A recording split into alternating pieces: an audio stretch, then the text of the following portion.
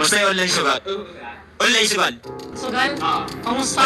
Balita ko, marami na nai-scam at nabubudol ah. Motivate ba yung mga Pilipino sa tamang gawain? Motivate ba yung mga Pilipino sa sugal?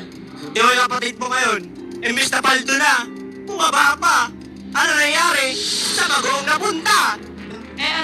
Ikaw ba may trabaho ka? Trabaho mo. Bakit kailangang insultuhin yung mga nagtitinda ng mga bago?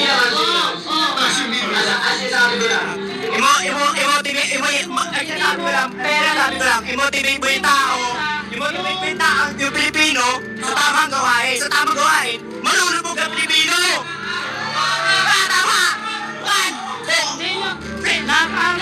Ano ang sugal? Labas ng pera! Paglalabas ng pera? Oo. Nagsusugal ka? Hindi.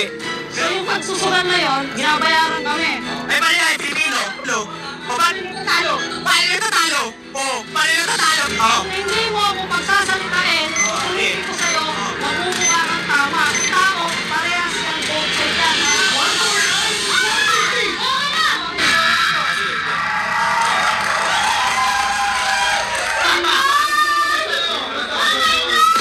Sa akin, pero siya yung umiyak. Kasi nangangailangan. Oo, kasi kailangan siya.